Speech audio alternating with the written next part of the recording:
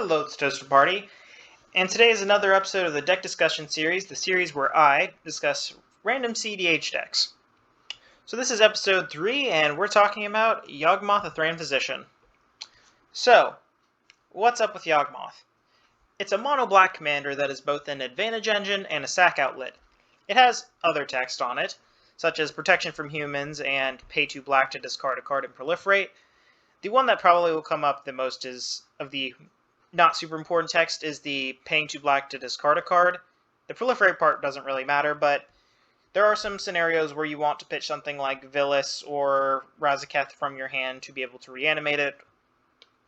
And then the protection from humans thing will also sometimes come up, such as if your opponent's playing something like Najeela, it sort of incentivizes them to not swing at you. It is also creature removal in the zone. Being able to pay 1 life to sack another creature and put a -1 counter does tend to do a pretty good job of policing the board, especially because you can run a lot of things that make tokens when they die, which, well, there's only a few that are really well costed enough that you'd want to run. There are enough of them that you can probably clear the board pretty easily, as well as a lot of token generation that is pretty efficient, like Ophiomancer. It has a sort of 1-card win condition, that being the Nest of Scarabs. If you have to be able to sack a creature first to start the combo off, you also need to have a board to start pinging down with the Nest of Scarabs to be able to draw enough of your deck. And C, you also have to have a Blood Artist effect to be able to start pinging your opponents to be able to win off of it. It's a very strong interaction, but it doesn't always win you the game, just because you have it in your opening hand. And probably one of the most important parts of Yawgmoth is its multiple 2-card plus commander win cons. That being the Undying creatures plus Yawgmoth having 2 on field allows you to do a loop where you sack 1 to put a -1 counter on the other, and then sack that one after the other one reanimates with a +1 counter.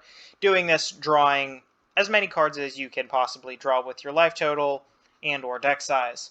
And this will usually be able to get you into a Blood Artist effect, which will allow you to do that till your opponents are all dead, or draw into enough mana acceleration to get into a tutor to get the Blood Artist effect. So, what is Yawgmoth's competition? Being honest here, it's pretty much just Keurig, son of Yawgmoth. There are other strong mono-black commanders, such as Vito, Mikaeus, Varragoth, CEDH, and Turgid. But out of all of these, Keurig is the only other card that easily comes to mind when thinking about competitive level CEDH mono-black decks. The other ones are good, but Keurig is the one I would say is the most on level with Yawgmoth. Because when Keurig is a very fast combo deck that can force through wins the turn it comes down, and has the resiliency of just being able to try doing a different combo on the following turn, because if you have the life to do it, it's pretty easy to try doing a lot of very fast turbo things when you can just skip out on a bunch of mana that you'd have to pay by just paying 2 life instead. With Vito and Mikaeus, they both have 1-card win conditions, but those, if they get countered, you are then trying to lean back on the generic mono-black win conditions, which there's really only one, which being the Blolas's Citadel, Divining Top, and Aetherflux Reservoir, which those are all good cards, but that's really the only one you can rely on as a backup. With Varragoth and CEDH, they tutor for Ad Nauseam, but if the Ad Nauseam is countered, then you're still sitting treading water. Turgid is a strong value engine, but again, has to rely on mono-black win conditions, which there's only one good one. So why does Yawgmoth matter? Well, to put it simply, it's the most resilient mono-black commander. Yawgmoth has multiple ways to be able to pull off a fast win, and doesn't fold when stopped, like Vito, Mikaeus, CEDH, and Varragoth. It also happens to be one of the few Aristocrats commanders in CEDH. There are other sort of aristocrats commanders, but out of all of the CEDH commanders, Yawgmoth is the one I have found that plays most like a regular commander aristocrat style deck.